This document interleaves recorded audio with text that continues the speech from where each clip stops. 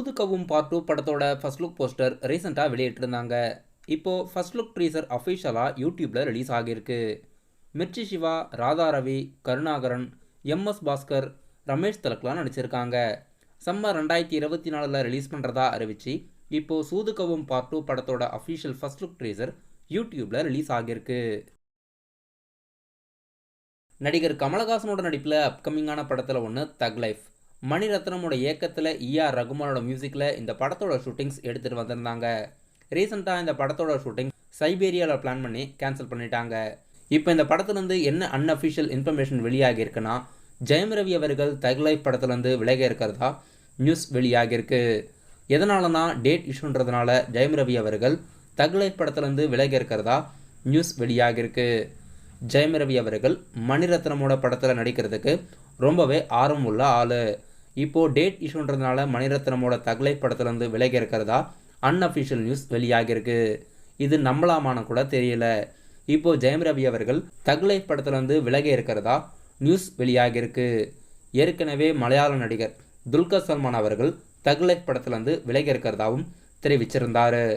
இப்போது back to பேக்காக அஃபிஷியலாக அறிவித்த கேஸ்ட் துல்கர் சல்மான் மற்றும் ஜெயம் ரவி அவர்கள் தக் லைஃப் படத்துலேருந்து 2 பேரும் விலகி இருக்காங்க.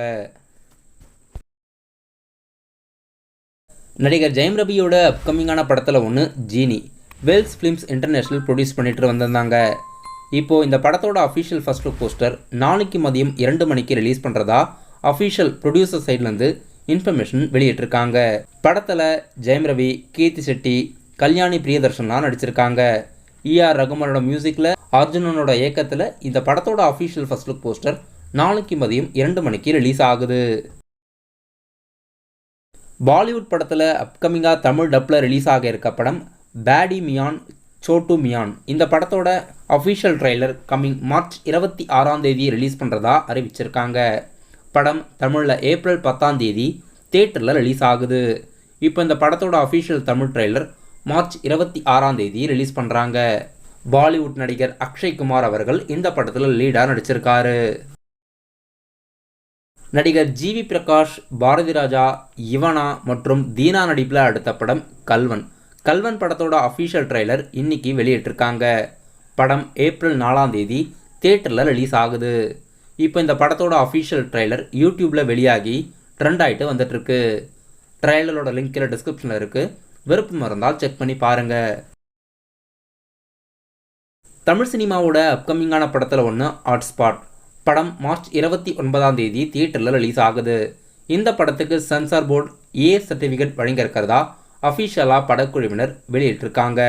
18+ ஏஜ் உள்ளவங்க மட்டும்தான் ஹாட்ஸ்பாட் படத்தை பார்க்கணுன்னு படக்குழுவினர் அஃபிஷியலாக போஸ்டர் ஒன்று வெளியிட்டிருக்காங்க.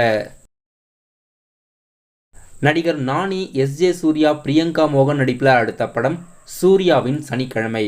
தெலுங்கு நடிகர் நானி அவர்கள் இந்த படத்தில் ஹீரோவாக நடிக்கிறாரு. இப்போ இந்த படத்தோட ஷூட்டிங்ஸ் கம்ப்ளீட் பண்ண போகிறதா அஃபிஷியலாக படக்குழுவினர் அறிவிச்சிருக்காங்க.